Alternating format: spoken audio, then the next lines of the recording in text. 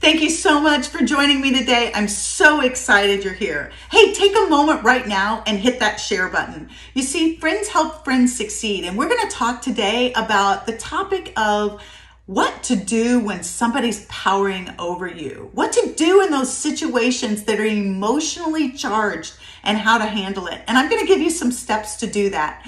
But first, share it with a friend. Friends help friends succeed. So there's somebody else that you know. Tag them right now. They need to hear this information.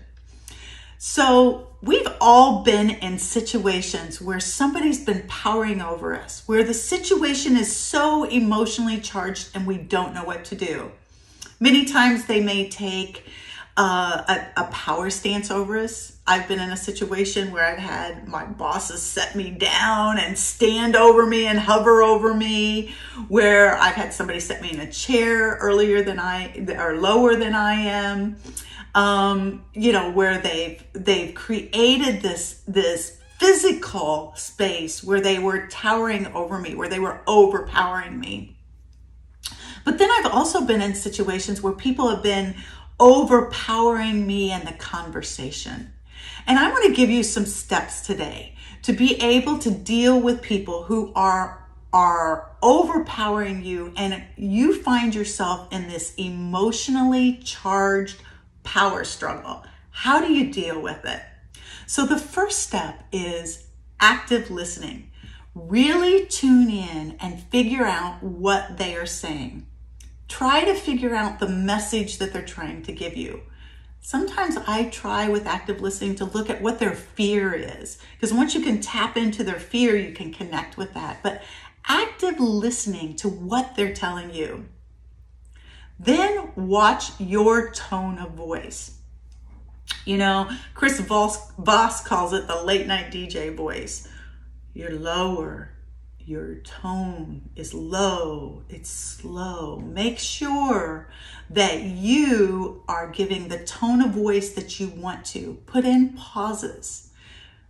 Make sure that you're being heard. You've probably all played that game where when you lower your voice and you whisper, people become quiet and they start to listen. It's the same effect when you lower your tone of voice. People listen. Then check your body language. There's some tips that you can do with your body language. My favorite is from the animal kingdom, and that is to take up more space. Many times when people are powering over us, we tend to get small, and we want to make sure that we aren't getting small when somebody's powering over us, but spread out. It's going to feel counterintuitive, but spread out. Take up some more space. It makes sure, keep your feet flat on the ground. Make sure that your body language is saying what you want to. Make sure you're making direct eye contact. It makes a big difference. I did this once when I was dealing with a conflict at a car dealership, and all I used was the ability of body language to get what I wanted, and it was amazing, and the space was a big one. But I had to fight that urge not to become small, especially when people are telling you and trying to power over you. The fourth one is cause yourself to be authentically curious. Be curious about what's going on with the other person. Ask some questions. Many times we don't become curious about what the other person's doing. We come in this self-protection mode. But if we can ask questions, become authentically curious, it really, really helps to be able to open up and to take this emotionally charged situation and tone it down. And then the fifth and the final one is to draw or to find something of similarity between the person that this is going on with.